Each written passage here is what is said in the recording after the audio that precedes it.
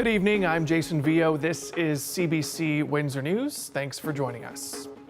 Well, there's a battle brewing at a downtown apartment building for low-income seniors in Windsor. Tenants say their rent has jumped anywhere from 20 to 60% in just the past year alone. But the landlord says the increases were unavoidable. The CBC's Emma Loop has more. For over a decade, Sylvia Burke's been very happy at the I.L. Peretz house in Windsor. She doesn't have any family nearby, but her friends in the downtown apartment building help her out with everyday tasks. Now they're helping her fight eviction. Because the landlord is a non-profit, they were able to give me that. But now their situation has changed and they can't give me the rent geared to income, so they had to increase the rent. Well, I just don't have it, so I don't know what I'm going to do. I have nowhere else to go. Burke's rent has gone up more than 50% since last year, from $447 a month to $700. That's still below market rate for a one-bedroom like hers, but at 90, she's on a low fixed income. Fellow tenant Carol Ann Harris has also seen her rent raised an additional $575. It's forced the 78-year-old to look for work. I've actually applied for a couple of jobs where I'd be sitting with someone if they had something that was wrong with them and they needed somebody to sit with them quietly. The residents have sought legal help and are now demanding inquiries from government officials. But the landlord says the increases were unavoidable because rents were kept too low for too long. He says one tenant was paying only $275 a month, while others were paying around $500. It pains us to have to increase rent for older people. But you can't operate a building when the property taxes are going up, the utilities are going up, the maintenance and repair costs are going up, and the rents aren't going up. Chaffetz only took over recently as the head of the Windsor Jewish Federation, which is affiliated with the nonprofit that runs the building. He says he isn't sure why rents didn't go up in years prior. But now the building can't keep up with the costs of repairs. He says for now they won't be acting on the evictions. Still, the changes have rattled residents. I've had tenants calling me crying. Two tenants, their doctors were going to hospitalize them because they were so upset. They were afraid they were going to have a heart attack. I've had calls, people, I can't afford the rent. I don't know what I'm going to do. If the rent goes up another one, I'm going to have to move, but where can I go? Much of the fight between the tenants and the landlord revolves around the building's designation. The residents argue that the building was up until this summer treated as a regular rental property, which would limit yearly rent increases to 2.1%, and that it was reclassified with the city as social housing to justify the price increases. But Chaffetz says the building was always designated as social housing. They made the ridiculous argument that because one of the old social housing agreements referred to 1641 OLET instead of 1653 OLET, that 1641 OLET is the Jewish Center, and so it had no apartment building, so it couldn't be a social contract. It was a typo. Chaffetz says they've met with residents like Burke to go over the different types of government aid that are available. Burke says she's been trying to access a program, but that there are long wait lists. She needs only $253 more per month to stay in her home. Emma Loop, CBC News, Windsor. A forensic pathologist who conducted the autopsy of Sarah Boulay says she could not determine a cause of death. That's the latest in the trial of Brian Marbury, who is facing a first-degree murder charge in the death of his estranged wife. The CBC's Kathleen Sailors has been following this case in Superior Court. It's been an emotional day in the courtroom today for the trial of Brian Aaron Marbury. Marbury's on trial for first-degree murder in the death of his estranged wife, Zara Boulay. Today, the jury heard from Dr. Elena Tugaleva. She's a forensic pathologist who did the autopsy on Boulay's remains in early June 2023. Tugaleva spoke about the condition of the remains and injuries to the body. That includes areas of bruising and a laceration to the scalp.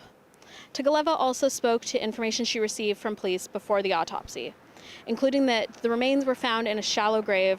The jury was shown a photo of that grave, and that prompted significant emotion from many, some appearing to tear up, many with their heads down, brows furrowed, and some looking out towards the gallery and Fatuma Kousau, Boulay's mother. She's been seated in the gallery for much of the trial and had her hand over her face for much of the morning. Marbury has previously pled guilty to causing an indignity to a human body. Kathleen Sailors, CBC News, Windsor.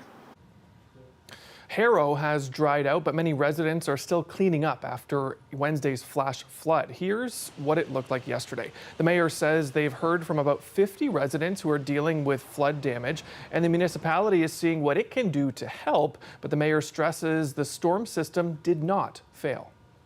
No system can handle that amount of rain in a short period of time. There was, in some places, 3 inches, 4 inches. Some people measured even higher than 5 inches of water in a downpour, and that came within like an hour, 2 hours. So that, and it was landing on the ground, and the ground was rock hard because we haven't got any rain. So the rain couldn't absorb into the ground fast enough.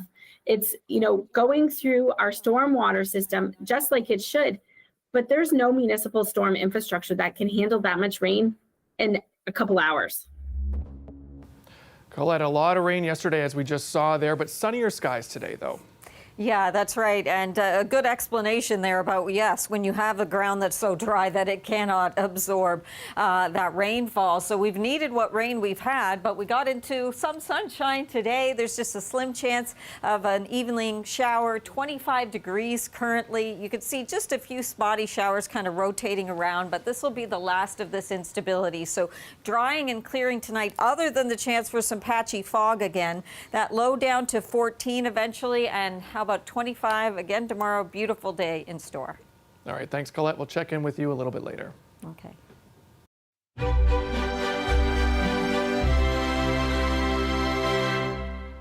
Well, boarded up homes aren't hard to find in some parts of Sandwich Town, and some neighbors are wondering how long they'll be sitting there vacant for.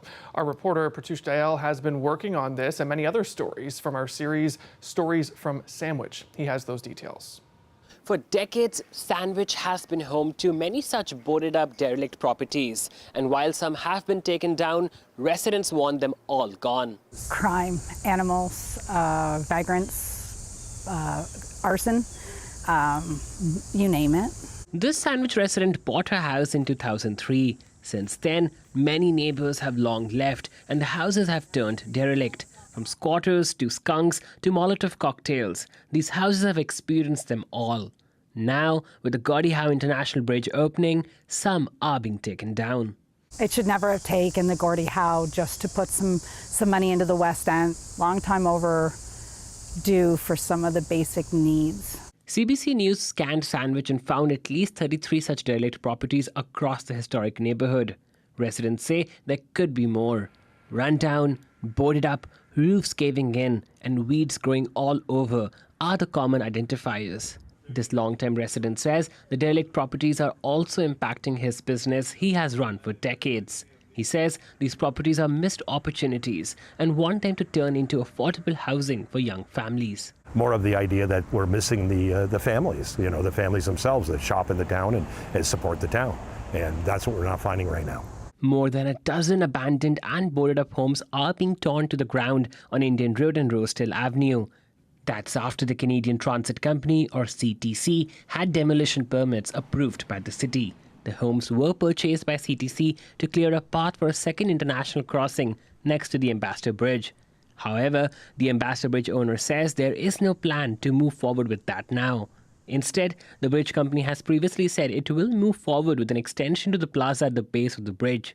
The future for other derelict properties still unknown. What's going on with the boarded up housing? This urban planner and a Ward 2 by-election candidate says such homes not only negatively impact the property values, but also the overall feel of the neighborhood. It does have a negative perception on the neighborhood, even for locals, right? Like, again, you're driving down a street, like, we're on Felix here, and you see a block where there's a whole bunch of boarded up or dilapidated homes, and it just gives you those vibes of, this isn't maybe the place I want to spend my time, my money, my energy. CBC reached out to the bridge company for a response but didn't hear back from them. Pratush Dayal, CBC News, Windsor. And CBC Windsor is recording a special edition of Windsor Morning focusing on Sandwich Town. You can scan the QR code on your screen and register to attend the free event. Space is limited and filling up quickly. That will take place Friday, tomorrow, September 26th from 6 to 7:30 p.m. at Mackenzie Hall.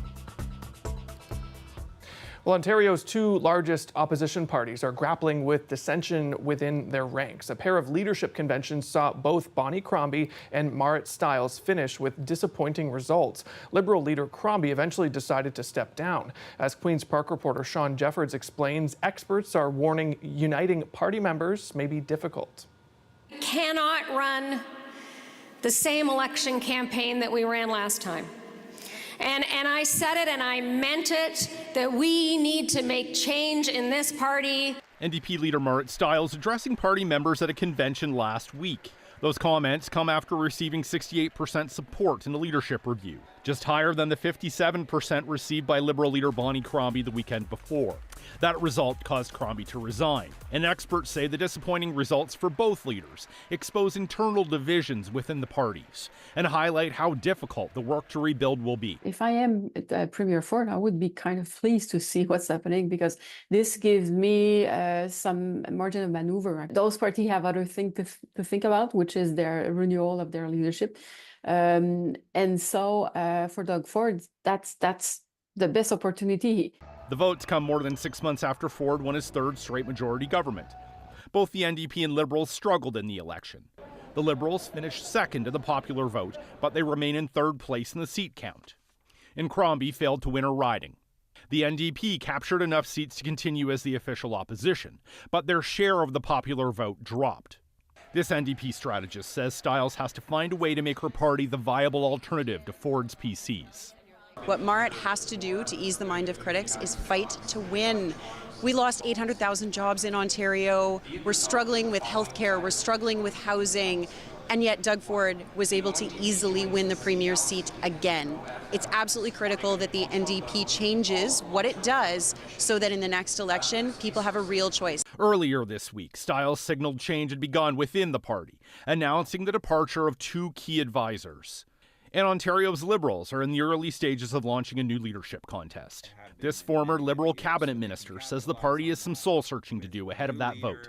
They've got to figure out what they're about. They are going to be able to say we have a new leader, but they're also going to have to find that basket of issues. This Conservative strategist says there is difficult work ahead for both parties.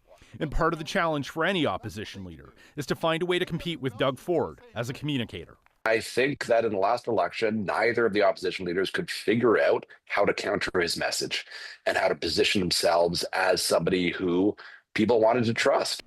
The parties have a bit of time to start to reevaluate ahead of the new session. Politicians don't return to Queen's Park until October 20th. They're set to sit for 28 days before they break for Christmas. Sean Jeffords, CBC News, Toronto. The Canadian Union of Postal Workers says effective immediately, it's on strike. It's in response to the government ordering Canada Post to consider bringing major changes to ensure its survival. Ottawa said the Crown Corporation needs to transform to achieve financial stability and ensure its survival. There are choices that we need to make as a government, and the path forward, if we're not doing anything, is $10 million in losses every day. It's billions and repeated bailouts year after year, and that means cuts to some services. New measures could mean allowing Canada Post to put an end to home delivery and close some rural offices. Non-urgent mail will be allowed to be moved by ground, a cost savings of $20 million annually. Also under review is increasing the price of stamps. Canada Post is on track to lose $1.5 billion this year. Ottawa is giving the Postal Service 45 days to detail how it will proceed. Canada Post says it welcomes the move to better serve Canadians.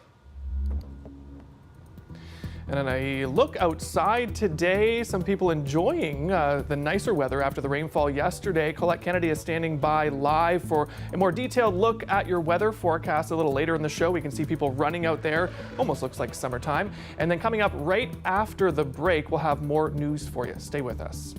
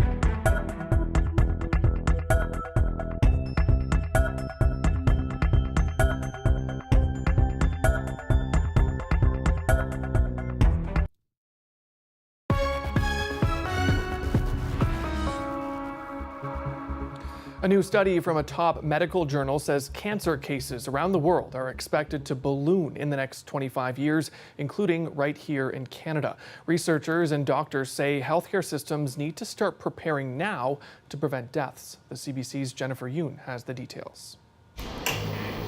Screening more people for cancer and treating more cancer patients. This Montreal doctor is already feeling the strain. People are living longer, which is good, but that also means they're receiving treatments for longer. And I think for staffing, it's been difficult to maintain technologists in the hospital. Now a new study out of The Lancet suggests more cancer cases and deaths are coming globally. By 2050, researchers expect 18.6 million cancer deaths annually, an increase of 75% from 2024. New cancer cases are also expected to grow to 30.5 million, an increase of 61%. Researchers say that trend will play out here in Canada too. The population is increasing and older people are living longer, you're going to have more cases. And the Canadian Cancer Society says that will mean even more strain on the healthcare system. It does suggest that a lot of additional investments and increases in funding are very likely needed. Some doctors already see room for improvement as they brace for more cases. We need to do better with our efficiency, our scheduling. We need to be a bit better at delivering care at home, getting people out of the hospital. And we had better start preparing now, some say. In my field, just to train a radiation oncologist takes more than 10 years, so it's not something that we can change on a dime. So we need to be able to project into the future manpower, equipment, and staffing. When analyzing the data and accounting for the growing risk of cancer as we age, researchers say Canada is doing better than many other countries in treating cancer. Cancer death rates are declining, even as absolute numbers increase. They're hoping by amping up screening and prevention, we'll continue to see that trend. Jennifer Yoon, CBC News, Toronto. Denmark's defense minister says drone incursions over 4 of the country's airports are the work of professionals. It's the second such incursion in recent days and has caused flight operations to shut down. The defense minister says Denmark is considering activating NATO's Article 4 for the first time in Danish history. Anna Cunningham reports. The frequency of drone sightings that have now been reported by 4 NATO countries is raising concern here in Europe. These are not those small commercially available drones that are being talked about. Instead, the indication is they are large drones. Last night in Denmark, this was what was seen. In the distance, a green flashing light. The Reuters news agency says the time and location has been verified by them as Wednesday night at Aalborg Airport. It was closed for a number of hours. It's an airport that's used by the Danish armed forces. There was another airport also closed after drone sightings, and some were reportedly spotted near an airbase housing Denmark's F-16 and F-35 fighter jets. Now, at a news conference in Copenhagen, the Danish defense minister said there should be no doubt that this is a professional actor when it comes to such a systematic operation in so many locations almost simultaneously. And he went on to say he defined this as a hybrid attack with different types of drones. A hybrid attack is actually a mix of military and non-military tactics designed to interfere with the nation's infrastructure or institutions. Over the past 2 weeks, Poland shot down at least 3 drones after a number entered its airspace. Romania reported a breach of its airspace by a drone. Copenhagen Airport in Denmark and also Oslo in Norway. The Danish Prime Minister Mette Frederiksen says Russian involvement can't be ruled out, but Russia's rejected this, calling it absurd. It says it's speculation and instead has suggested that these drone disruptions are a staged provocation to escalate tensions. Now, there is no evidence right now as to who is responsible, but certainly the number and the frequency of drones being sighted is raising concern across European nations. Anna Cunningham, CBC News, London.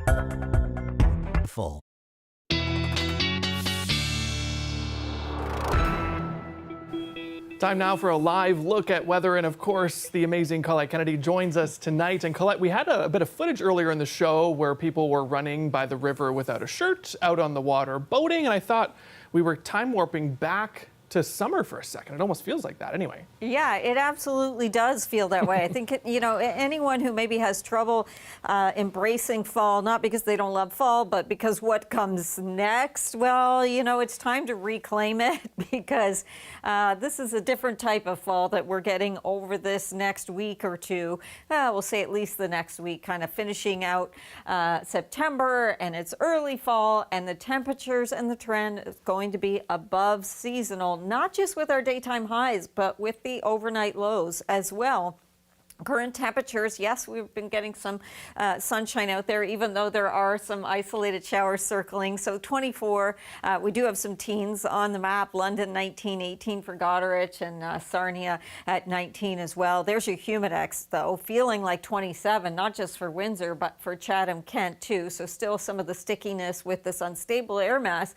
And then we go into a situation tomorrow where we're still going to have a humidex to contend with, or to maybe enjoy, if that's the case, because even though we'll have the sun and some of that heat, there's still going to be a little bit of humidity, a little bit. I mean, it's pretty comfortable, but the dew points will be enough there to give us that. So here's a little bit of those isolated showers. You can see some of that, one little lightning strike very far away, and even some of the moisture closer to the kind of center of the system and that frontal boundary that's off to the east. Even that is pulling further eastward. So I can't say there wouldn't be a stray shower. It's not out of the question that we have a stray shower for the early evening hours coming through. But then after that, once we get closer to midnight and through midnight, I'd say that it diminishes significantly. Some patchy fog. Again, I've been saying this for a few days, and it's happened, not everywhere, but getting into some morning fog. So that may be a little bit dense until the sun can really start to burn that off. And sometimes that can take a little bit of time, till 8 or even a bit after that. But then once we get into that, we get all of this sunshine coming through. High pressure becomes the dominant weather feature again, and that sticks around through the weekend, beyond into next week. We will have things cooling down a little bit once we get past Tuesday, but I'll tell you, until then, boy, oh boy, some real heat coming our way. That's awesome. Thanks, Colette. Appreciate it. And that's it for us here at CBC. Thanks for watching, and we'll see you back here tomorrow.